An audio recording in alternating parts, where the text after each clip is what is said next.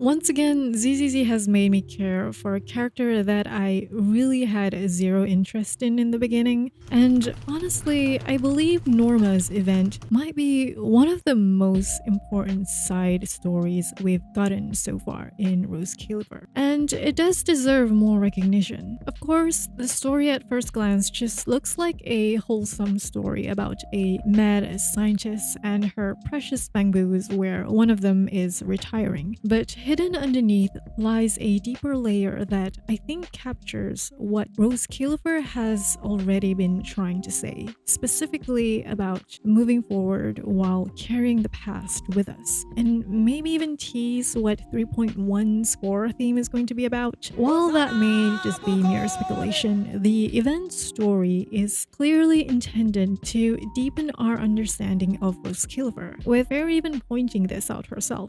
Wait, independently? That's not support. What's your basis for that call? Where's the credibility? Where's the logic? Fair warning, if you haven't completed the event yet, then this video will contain major spoilers. As always, we'll have a quick recap to get everyone here on the same page. The story begins with Norma working on a memory filtering chip for retiring bamboos. Normally, when a bamboo retires from Roscaelifer, all of their memories are erased before they begin a new life in New Eridu. It's a necessary security measure to protect Roscaelifer's classified information, but it also means losing the memories and relationships they've built over the years. So basically, when a bamboo retires and has to forget everything, it is a form of death to them. And Norma hopes to change that by creating a chip that only removes confidential memories while allowing bamboos to keep the rest. However, their progress comes to a halt after another failed experiment causes an accident in the lab. And to make matters worse, the bamboos assisting Norma suddenly ran away, leaving her to wonder if they've lost faith in both her and the project. Proxy then steps in to help repair the central computing hub while searching for the missing bamboos. Along the way, we learn that Norma's frustration isn't simply because her research has stalled, and Proxy questions why she's taking this project's outcomes so personally when she normally wouldn't. Norma reveals that she feels responsible for every bamboo who will eventually face retirement, and believing the project is bound to fail, she can't help but feel like she's letting the bamboos down. Eventually, the mystery is solved. The bamboos hadn't completely abandoned the project, nor Norma herself. They had secretly been preparing a retirement party for Victor, even venturing into dangerous hollows to collect rare bottle caps for his farewell. And with this revelation, Norma discovers a new approach to designing the chip's architecture, finally making the project a reality. Excited by the breakthrough, she immediately tells Victor he'll be the first bamboo to experience it. However, the story takes an unexpected turn. Compared to many bamboos, Victor reveals that he's not afraid and already made peace with losing his memories. He explains that while his memories are precious, they've already shaped him into the bamboo he is today. And rather than the chip itself, he says Norma's courage to keep trying despite countless failures is what truly gave him the confidence to embrace a new chapter of his life. In the end, the chip only works partially. Victor is able to retain some of his memories, but he completely forgets anyone whose memories are too deeply tied to Roscaelifer's classified information, including Norma herself. To Norma, this chip was far from perfect. It was still considered a failure, especially because there is no time to improve the chip before Victor retires. But Victor is happy with what she managed to do, and Roxy reminds Norma that even if it wasn't perfect, her work has already created hope for every bamboo who comes after Victor. She might not have saved everything for him, but she created a path for others to carry more of themselves into tomorrow. I know, I'm getting war flashbacks, if you know, and trust me, this is only the beginning. So first, let's talk about the two opposing responses about past memories. One way people respond to the past is through abandonment. Sometimes, especially when the memory is painful, we want to forget it completely. We want to bury it and move on as if it never happened. But the deeper we bury it, the more it finds ways to resurface, whether through projection, self-hatred, unhealthy coping mechanisms, and all that stuff. ZZZ has explored this idea before, and Roscaelifer makes it one of the defining themes of its story from the very beginning through proxy. Their journey begins with confronting a past memory they can no longer hide from, laying the foundation for the rest of the region's narrative. The second response is preservation, and that's where Norma comes in. She sees memories are proof that a person's life truly happened. Victor's memories hold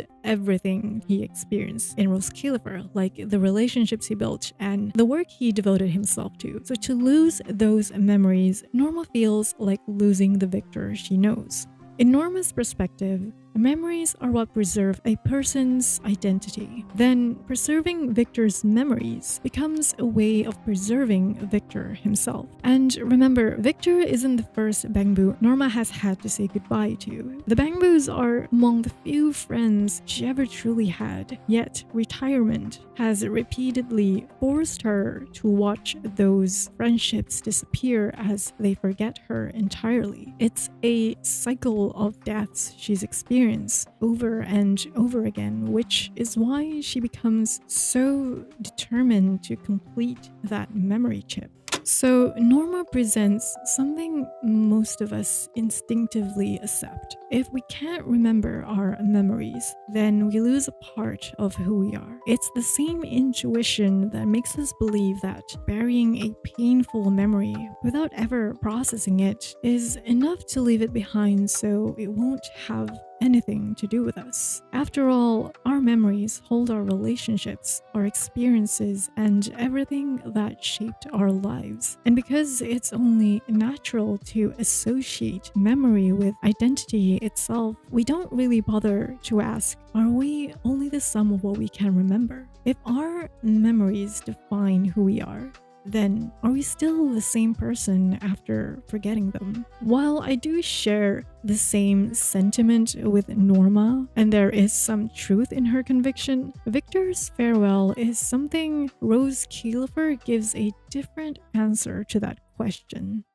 As far as we know, Victor believes his memories are important, yet he has accepted to lose them because those memories have already done their job. They gave Victor the courage that Norma showed throughout their journey together. And think about it, courage isn't something Victor can archive inside a chip or consciously preserve after retirement, but it's already become a part of his character. Long before his memories begin to disappear, Norma's courage has already changed the way he chooses to face the future. Again, Victor may lose his memories about Norma, but he does not lose what knowing Norma has done to him. And that's important to take note of because it draws a distinction between two things we often treat as the same. A recollection of a memory is the record of what happened, but the influence of that memory is something else entirely. Technically speaking, the record can be erased. As humans, we are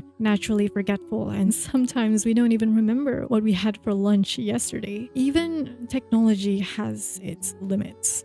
And Norma's chip also proves that. No matter how hard she works, some part of that record will remain lost. But the trace still remains because it doesn't live in the same place as the record. Rather, it lives in the choices the people around her make afterward, in the courage they didn't have before, and especially the future they can hope for that they couldn't imagine yesterday. I know it sounds a bit abstract, especially for y'all visual learners, but maybe it helps to think of memories like seeds. A seed is valuable because of what it contains, but its purpose was never to stay a seed forever. At some point, it has to change so that something else, something bigger, can grow out of it. So, Victor's memories of Norma may not survive in the original form she desperately wanted to preserve. But if Norma's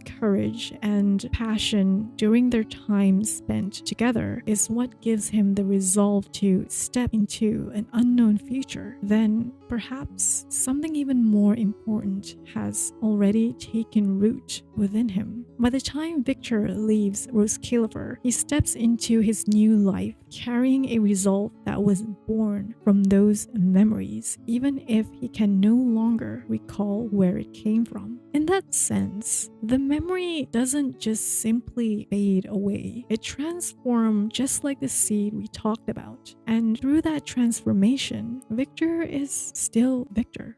Which is why I don't think the chip's failure is tragic. Rather, I think it's poetic. Like, imagine if the chip had worked flawlessly, Victor would have kept every precious memory, including the ones with Norma, and everyone gets their happy ending. The story would have become one where grief is some kind of like an engineering problem, meaning that loss is something we can fix and solve with enough time and the right technology. Basically, science would have solved death, and as long as we try hard enough, we never really have to lose anyone. But that's not the story Roscaelifer wants to tell. Instead, the chip succeeds just enough. Victor still forgets Norma, showing the narrative's refusal to let technology or someone's relentless pursuit erase the pain of saying goodbye. The deeper meaning confronts us with the reality that not everything is meant to stay with us forever. Losses are simply part of life. But as they say, some things must come to an end so that something new can begin. Norma didn't get the ending she wanted. She still lost another friend, but she didn't let that stop her from turning her grief into something that will help every bamboo who comes after him. And I believe Norma's event captures Roscaelifer's underlying philosophy perfectly. We cannot truly abandon the past, but we also cannot preserve it exactly as it was. One suggests that memories never fade, while the other implies that memories never really stays the same either, but both still shape the road we take forward. And Victor is just one of the many walking proofs of that. He doesn't remember Roscaelifer, but he's still built from it. What many of us don't realize is that our memories have already become part of who we are, whether we like it or not, and maybe that's the wake-up call Roscaelifer's ominous bell is tolling for us. We spend so much of our lives trying to forget what hurt us, or desperately trying to keep remembering to prove those memories matter. We miss cherishing the moments we still have in front of us. We may not have control over the past or what's to come, but at this moment, we can choose what those experiences will mean for the person we become tomorrow.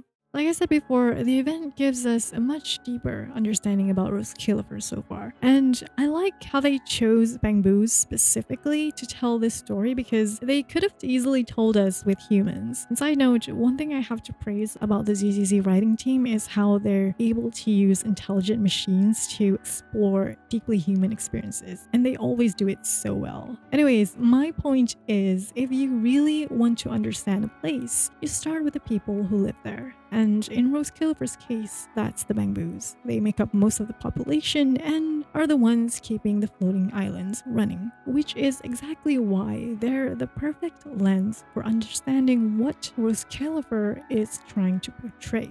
I don't think this event necessarily tells us exactly about 3.1's major plot, but I do think it subtly prepares us for the kind of farewell Roscaelifer wants us to confront. The teaser already hints at someone's departure and, more importantly, what is left behind after they're gone. Even the promotional art seems to reinforce this idea. Almost every visual element here revolves around time. Obviously, the massive clock symbolizes that, but the phases of the moon are just as important. Generally, they've often been associated with the continuous cycle of life, time, and transformation, which deeply resonates with our discussion. But whether that's exactly what happens remains to be seen. But if Norma's event taught us anything, it's that Roscaelifer is interested in what those goodbyes leave behind and how the people who remain choose to carry them forward.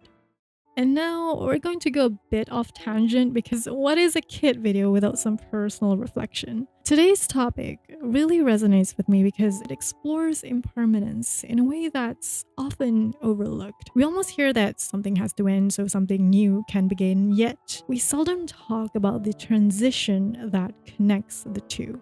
Mostly because it's hard when we're deeply attached to the moments we remember. When they come to an end, life can suddenly feel like so disconnected from what it once was. Like a meaningful relationship falls apart, and we don't immediately think, oh, this is definitely clearing space for someone else to come. No, in fact, why would we have to lose someone or something that's already good enough? And having someone you love slowly forget who you are doesn't feel good. It hurts. Just like Norma, you can't help but feel like the person in front of you isn't the one you once knew. Of course, we get angry, dejected, and it feels like only an ending because from where we're standing, all we can see is the thing that's missing, which is exactly why it never feels fair the moment it's happening. As we grieve, we're only measuring loss by what has disappeared instead of noticing what still remains. But remember that nothing truly disappears. Everything continues in one form or another. And that's what makes life a cycle rather than a straight line. The relationship may have ended, but its traces didn't. It might taught us what we actually need from someone, what we won't tolerate twice, or how to recognize the difference between love and convenience. We carry the love and lessons into whoever comes next, whether we notice it happening or not. And the same thing is also happening to the other person. And when someone forgets us, the loss doesn't erase the life they lived or the love they gave. Even if the memories themselves are forgotten, what's left behind often stays. They continue to exist as the people you've both become. And interestingly, science points to something similar. People with memory loss can forget the events themselves while still retaining the habits and emotional responses those past experiences left behind. And especially if it's someone or something that's gone entirely, their story doesn't end with them. A part of them continues to grow through us. We become seeds from which their love and values continue to bloom. In that sense, we become living memories of the people we've loved. And finally, if we take it physically, life being a cycle is almost literal. The atoms that made up a star that died billions of years ago are the same atoms sitting in our body right now. We are quite literally made from countless endings and became new beginnings. The universe has always been a continuous process of transformation, and I believe our emotional lives aren't so different. The version of us that existed before a huge loss doesn't just cease to exist, but it gets transformed into whoever we want to become next. Again, yeah, it's easier said than done, but I believe my words were once said by millions of people before me. Maybe their names and exact words have long been forgotten, but their experiences became ideas. Those ideas were passed on, and somehow they've become part of how I understand the world, and also in this YouTube video, which hopefully will be a part of yours. So if you're in the middle of an ending right now, one you didn't choose and don't want, I'm not going to tell you it's clearing space for something better. That's not something I can promise, and it's not something anyone can promise either. But we all need a reminder every now and then that just as good things don't last forever, neither do the difficult ones. Life truly is bittersweet. I think this is going to be one of the most romantic videos I ever made. I try not to get too clinical because I really want to write something that's personal to a lot of us, and also something for myself to look back on. So if you managed to reach the end of this video, thank you so much for watching. Do like and comment about your thoughts. I appreciate all of them. I don't think my next video will be a happy one either, but please do anticipate it because I kind of spent my blood, sweat, and tears for it. That is all, and I will see you in the next one. Goodbye.